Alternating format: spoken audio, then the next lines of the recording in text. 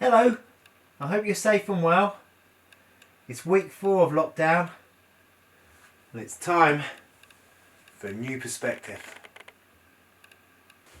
So this week our new perspective and our new challenge is to get closer up.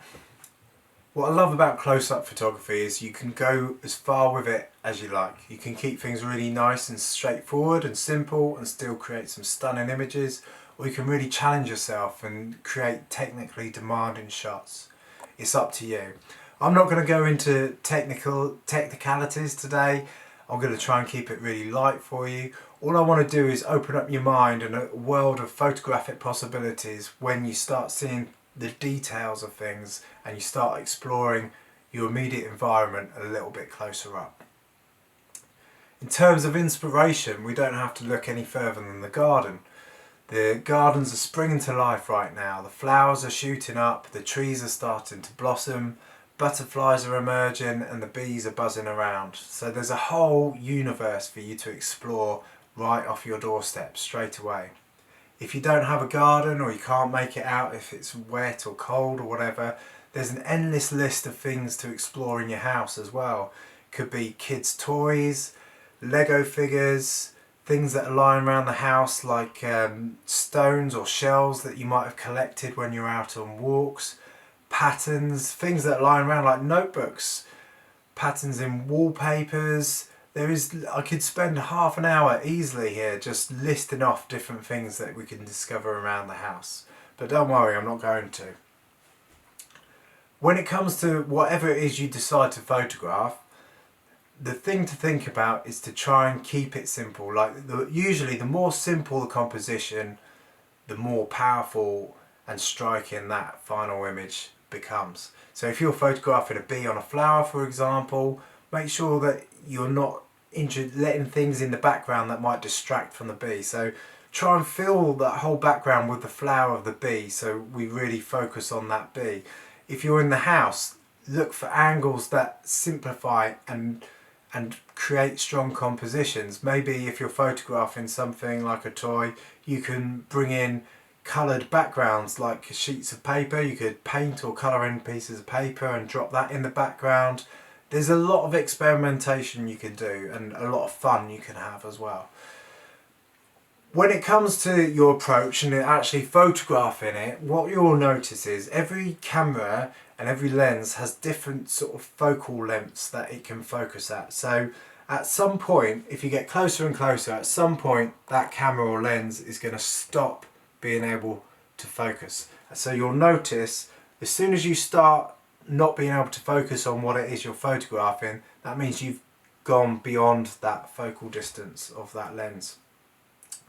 There's a few ways around that, if you like. So if let's say we're starting with a camera phone, one of the things we can do is we can get these, you can go online and you can get clip-on lenses that will allow you to get closer. So you can sometimes get sets that go +1 or ×2 or whatever, and they will allow you to get closer if you like. One of your other options is you can use a magnifying glass in between what it is you're photographing and your camera. Or reading glasses maybe as well could work. I've not tried that myself, but if you try it, I'd love to see some photographs, to share them on Facebook or something like that, and I'd love to see them. If you're on a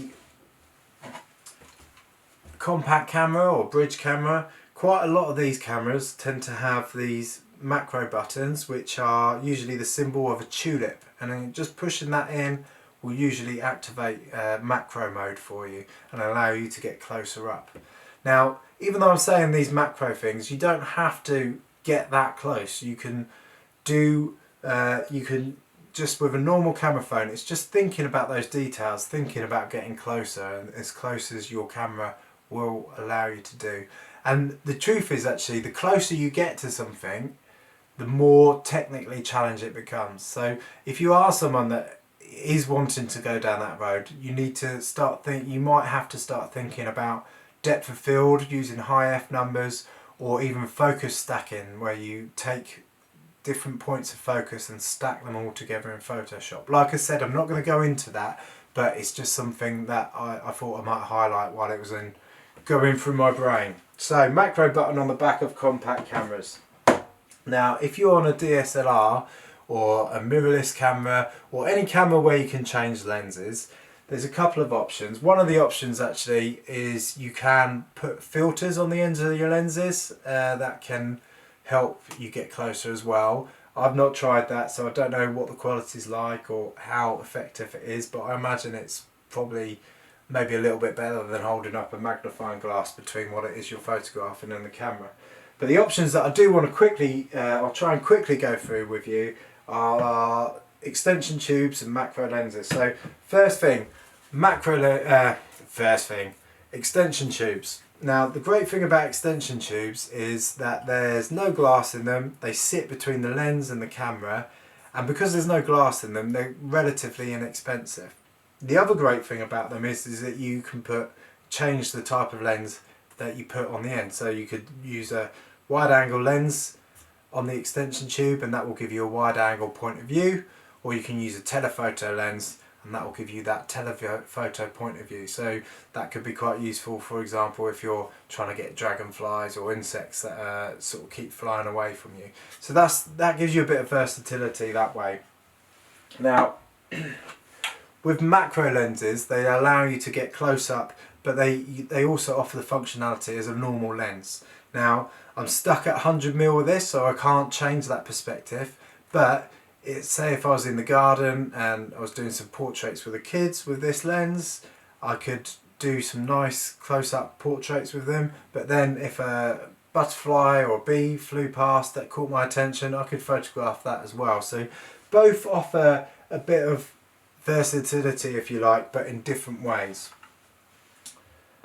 And I think really that's as far as I want to go with introducing you to the idea of close-up photography, macro photography, and looking at the details around you. Like I say, you can go as far with this as you like, but hopefully what I've done is introduce you to an idea that in an environment, you know, when we're stuck in our houses for weeks on end, it can feel a bit stale, you know, and hopefully now you'll come away from this and start looking at some of the details and some of the things that you might not have noticed around the house and in the garden before, and you could start exploring them with your camera, and that will help you pass a day, even a week, just thinking about the world around you in close up.